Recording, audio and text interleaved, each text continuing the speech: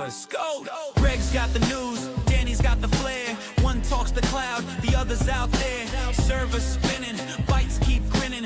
Tech talk laughs, let's get the show winning. Cyberwise guys, we're cracking the code. Tech and chuckles on overload. Urge your dreams, cybersecurity schemes. It's the podcast you need, like coffee and memes.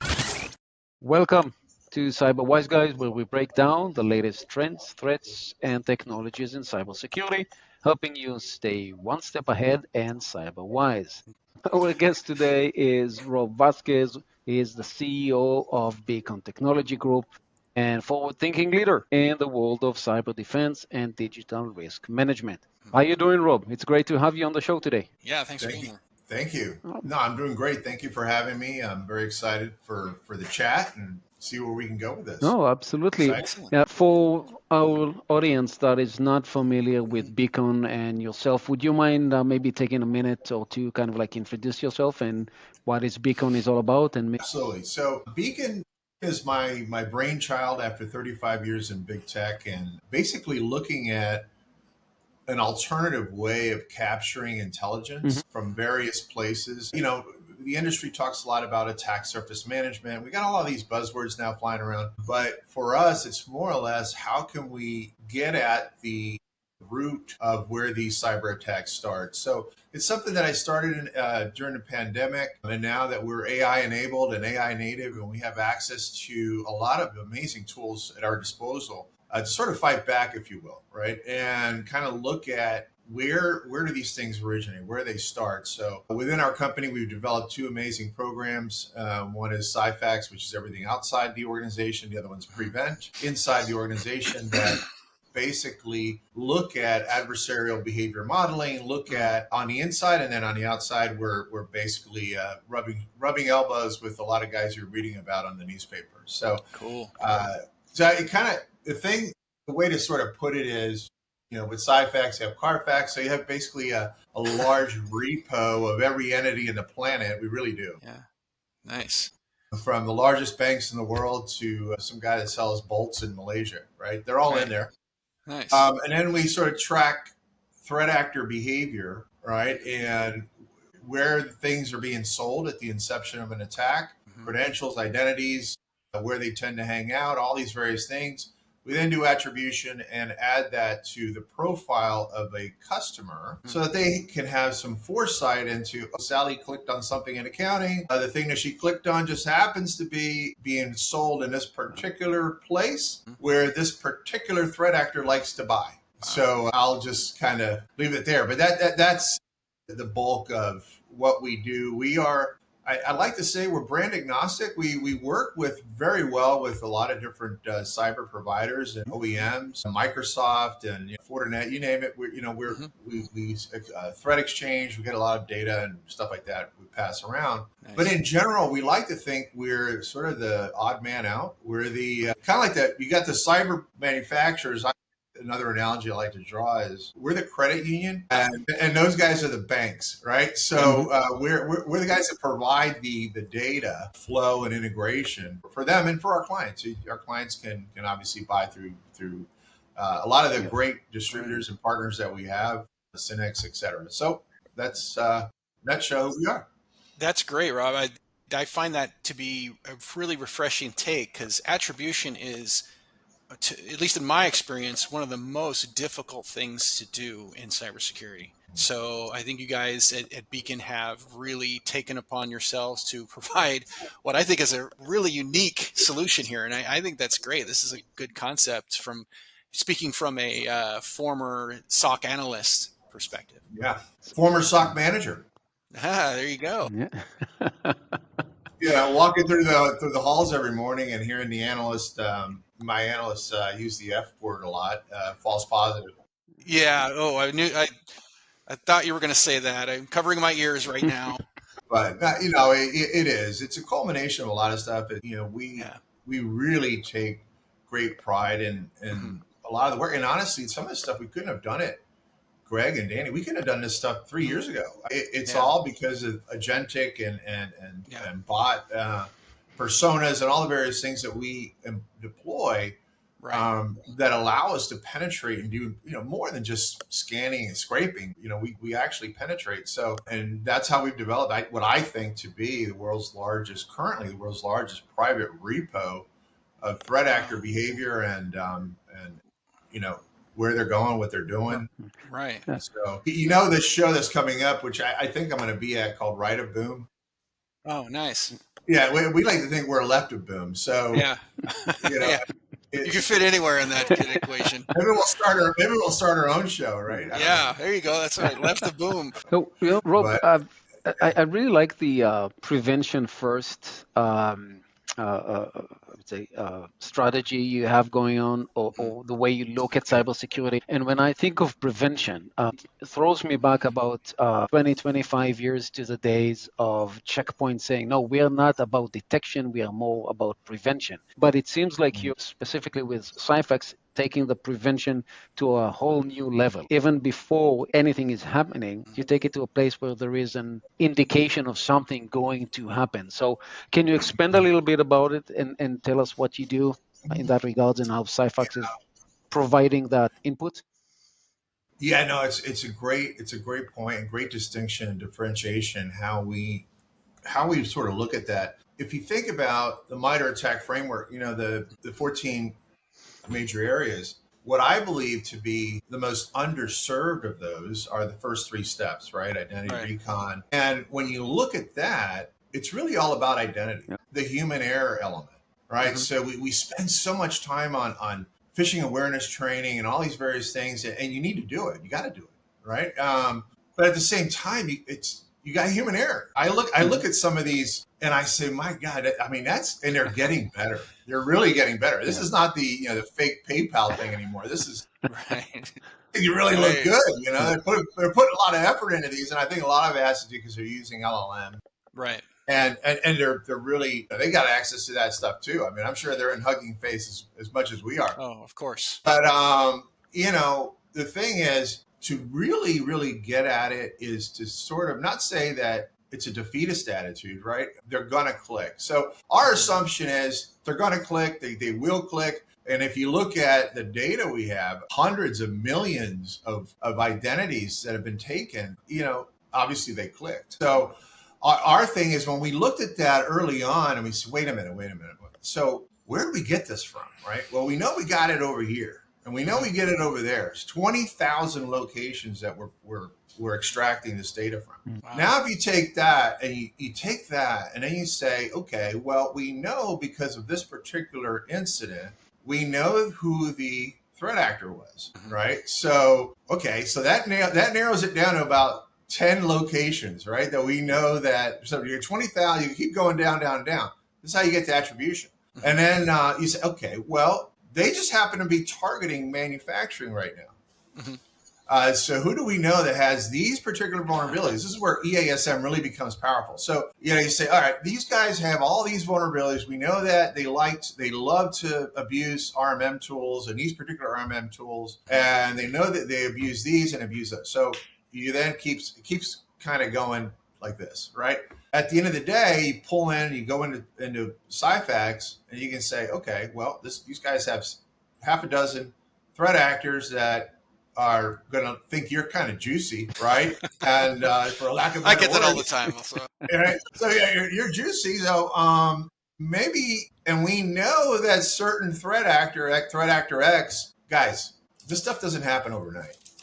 Okay, I've worked on 2 incident responses this year alone. A subject matter expert was brought in to sort of help out and negotiated on one of them with threat actor. And one of the first things, and you guys have been through incident response, it's like chaos. Everybody's going in different directions. Right. I remember the IT director saying, "Well, we know exactly when they hit us. They hit us on this day, August whatever at 1:34 a.m. And then we pulled up Cyfax and said, no, they actually hit you June at this time because that's when the identity was sold. So you take that piece, right? So June X to August. Now we know what their average time to claim is, which is becoming now an industry metric, right? Oh, okay. That's from the and you can go to various websites like ransomware.live is one of them. Mhm. And Yep. you can look up the threat actor and it'll tell you average time to claim. So if this credential was sold on this day, this is way before cyber tools or any of that stuff. That's way later, right? So we know that on this day, this threat actor purchased this, and it's one of our clients. You've got, let's just, for lack of better words, I don't know, not Kira, not to say the real one, right? But you know, those cats, right? So we know their average time to claim is about 52 days. That's how long it takes them to go in and build the scaffolding, do all the stuff they got to do, right? Lateral movement, verbosing, privilege escalation. All that takes time. Believe me, these guys got to come in every day, punch a time clock, and put some work in, you know, and that takes time. So they all have an average time to claim. And in their case, it just happens to be 52 days. So we see one of those, we know you're on the clock, right? They're coming for you. And then let's go and shut it all down. Let's go get rid of that identity, full reset, shut down all the vulnerabilities surrounding that they like to, you know, that would make you juicy again, right? Get rid of the juice, go sour on them. I don't know. But, you know, that is, to me, what is prevention today. But it sounds to me, relatively speaking, easy to convince an executive or a board of an organization that they need a firewall and they need an endpoint. How do you convince, what do you show them, or what do you tell executives before you get to all of the technologies and implementing processes around security, which are all important, right? You can't do without it. Let us take you one step back and show you what happens before you even get to that point. How do you present that? Because it seems like a tough conversation to have with executives. Yeah, You're right, Danny. negative. Yeah. I mean, at least here in the U.S., Canada, and I think Mexico, the answer to that from when I'm talking to business owners, right, especially non-technical ones or folks that are just used to, hey, I love firewall with a blue firewall versus a red firewall or whatever, right? We want to get ahead of that conversation and say, let me ask you a question. When you go to the car dealership and you purchase a car with 2 years on it, at least me, what's the first thing I ask for? I ask for the Carfax, right? I want to understand the history of that vehicle. I want to understand, has been in an accident, oil changes, did they keep up the records on it, all this stuff. And for whatever reason, that seems to resonate really well, at least in this part of the world. In Europe, we do other things, but the idea being that assessments and point in time approaches, they just don't work anymore. We're living in an era that, you know, with security drift, it happens in days. I mean, you do a pen test and you send out the invoice like we used to do, you know, 8-10 years ago. And nowadays it's expired in a week. Right. And you can see that within Cyfax because you'll see new findings like pop. I mean, you know, I'll give you another example. We got a client in Houston and everybody's doing data transformation now, right? It's popular again, but now it's all because of AI. You know, it's AI. You know, I mean, for a couple of years it was reverse transformation. Everybody's like, oh, I don't want to pay for my cloud bill; it's too expensive. I'm going to bring it back. But now it's like, no, we got to do it because of AI. We have a client in Houston, and they had a perfect, pristine cyber posture, right? And then all of a sudden we get all sorts of alerts, or our partner got all sorts of alerts that their score dropped 40 points overnight. So we went in and looked and like, what in the hell's going on? Click. They brought in a developer to build out their AI transformation. What happened is they deployed a bunch of dev servers and started working. All those dev servers were littered with vulnerabilities. We got the alerts. Parker got the alert. Our bots do cadence scans, so they're constantly looking at your perimeter when you're a client. And they saw it. We killed it. And that quickly. I mean, somebody had a sit down and a heart to heart with that developer. You know, we got fixed it, rescan, you're good, you're clear, right? It's continuous. Everything has to be continuous right now. So that's kind of how my view on it. So I'm interested. Sorry, go ahead, Danny. No. Okay, I was going to say, you know, it's interesting when you discuss when you're talking about something like that, where we have somebody come in that's new and they start spinning up different VMs and servers and chaos ensues. You know, does that make the conversation for you about prioritizing the prevention first, the left of bang? Does that make that conversation a little bit easier after that? Or what's your experience, Rob, from that? Well, when something like that does happen, how does the conversation change for you? Post or pre-sales? Oh, both. Let's I start mean, with pre and then go to post. there you go.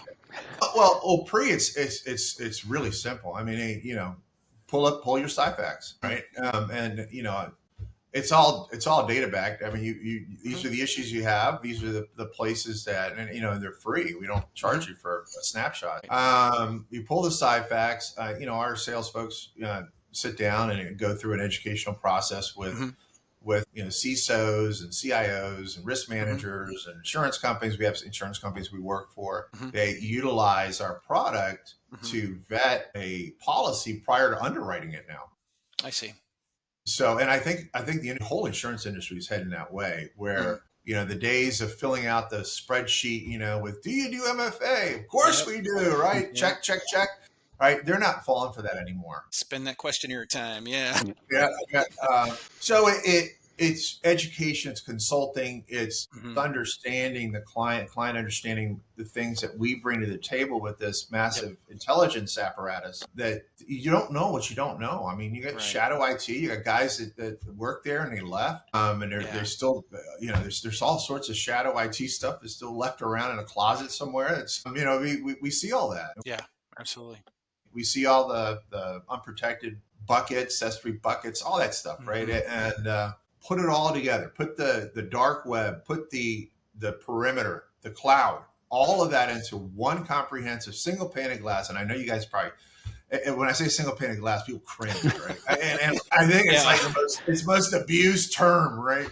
But you see our system, it really is a single pane of glass. It's click, click, click, but it's that simple. If you wouldn't mind expanding a little bit about it, how does external surveillance, so what you're providing, right, watching from the outside of the perimeter of an organization, how does it complement the single point of glass, right, a SIEM solution or an XDR and what have you? Well, I mean, you can ingest Cyfax a number of different ways. I mean, we've got custom APIs, we've got Stix infrastructure, we have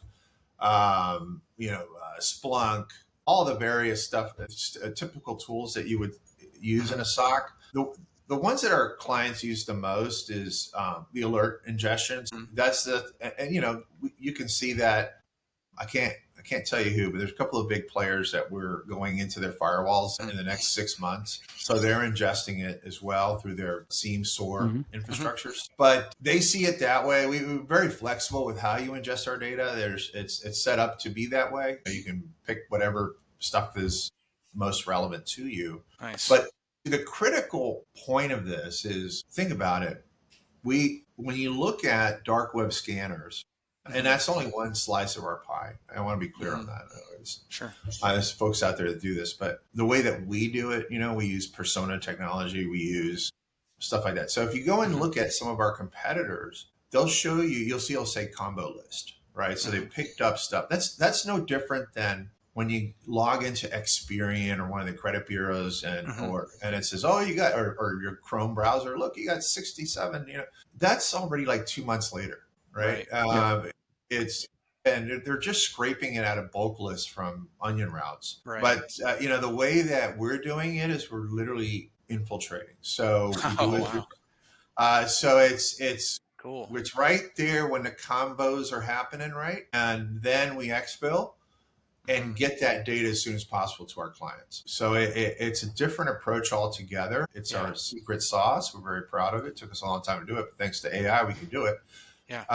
In the way that, without getting in, tactics and all that, but the sort of way that I explain this is, it's no different than when you log into your favorite social media, but you don't know if you're talking to who the hell you're talking. If it's a bot or it's a real, real person or real profile. That's very similar to the interaction that threat actors have with our tooling, and it's, you don't know.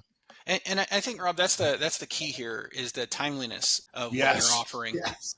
Because I can't tell you the number of times that in a traditional, threat intel feed, where you're looking at, say, let's take something simple like IP addresses, right?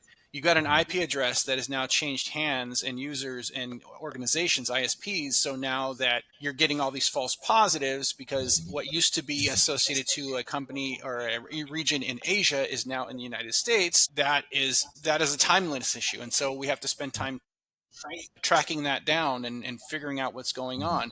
But what you're saying is because you have such a timely and on top of it source of this information, that these defenders now can have access to what's happening right now.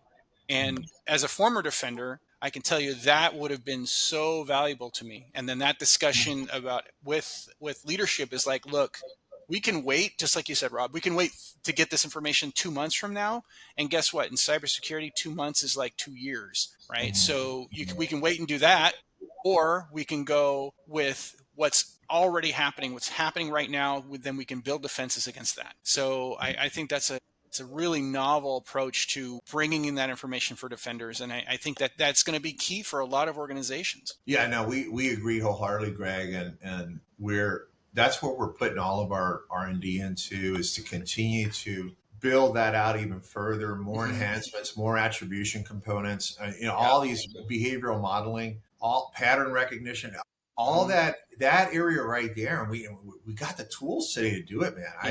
It's like 2 years ago, I couldn't do half the stuff we're doing today. Yeah, and it's interesting because what's interesting about that, Rob, is that a lot of us just we just sort of sign off that whole attribution piece because it's just so difficult, and we've got other things to try to worry about, and it's kind of frustrating, right?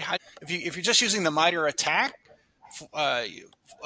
threat framework to try to find attribution, well, then that's one thing. You can try to do that, but if you're not having somebody actively go out there and do that research that you're doing and bringing that information in, then you really don't have a chance to do that accurately. So I think that there's a lot to be said for what you're doing with Beacon.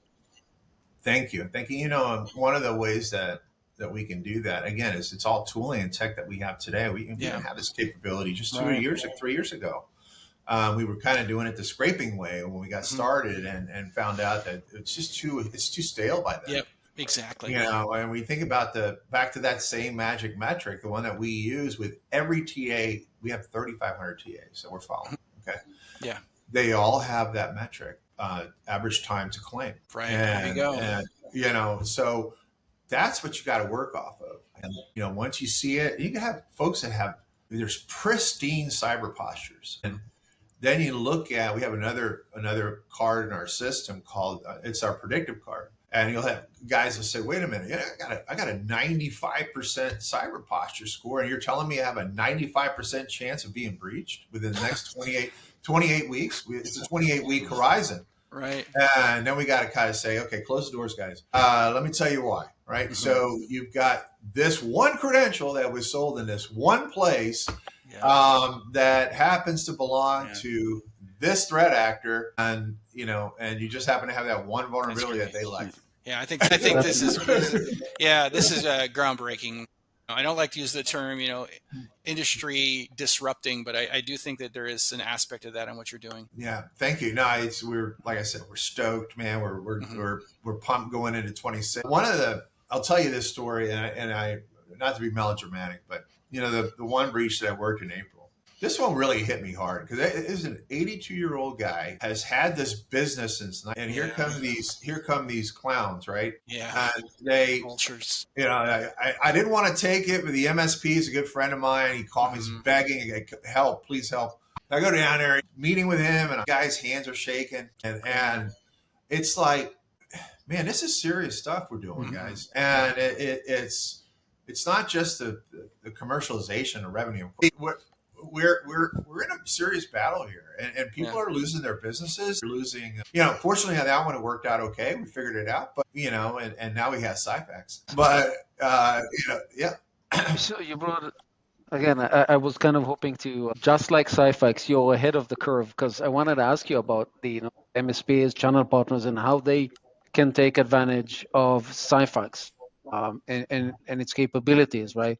to enhance the security posture or security offerings of their own when they're dealing with their customers? It's real simple. We've got very easy, no frills, no commitment terms for MSPs to sign up. We have a great channel development going on right now for folks that are coming in. It's 3 tiers. It has to do with basically your capability to support the product, your capability, and it's if well, Danny, you've seen the product, but it's really simple, right? I mean, there's so much automation within it, and it's got its own SIEM, it's got its own alerting, all of that. So it's really onboarding for us takes usually about an hour of work and education getting it. But once they see it, they're like, wow.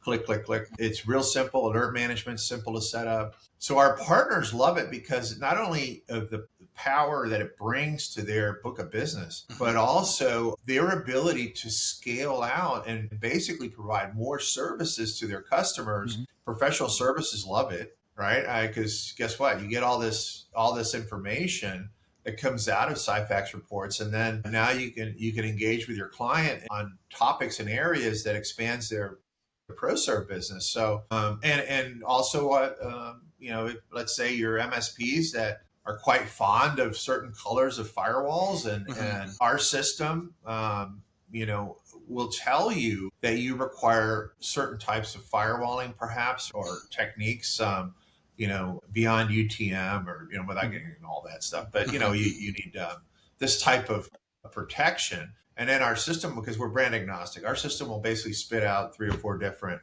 vendors that meet that criteria, right? So it's an opportunity for them to be able to sit down with leadership at their client and say, look, this is what came out of the system. It's all data backed. You need to replace, you finally need to give up on that. I won't say a name, but somebody from the 90s, right? And, and maybe consider, going with this or that product, right? But so it enhances sales, uplifts, upsell, where they're at now. They can cover more ground. If we got another one we're onboarding right now, that's half of their book of business is pen testing. And I'm like, well, instead of spending, and it takes them 4 weeks. So you got the PO process, the scope engagement, negotiation, all that stuff, right? Then you actually got the work. That takes about a week or 2. And then you invoice, give them the report, and then maybe some follow-up engagement to the SOW, the statement of work. But I'm like, push the button. Okay, send the invoice. Right. It's like now instead of having 5 guys wrapped up doing 1 or 2 pen test engagements, right? Have those same guys doing 20, right? And at the same time, sell them Cyfax for a few bucks a month, and you just increase that multiples, of doing that. And our I don't like saying pen testing, but our assessment capability is far more profound than back when we used to sell conventional OSINT type pen tests. We cover the whole OWASP model, the entire MITRE framework with our hyper automated testing. So it's real simple stuff. We take all the hard out of it. So our partners and our MSPs, almost all of our clients are MSPs, can really leverage the automation and be able to expand and grow their business. That's amazing. So yeah, from your vantage point, what does the next generation of cyber prevention look like? Obviously, especially now that we're getting into the era of AI, what would that look like?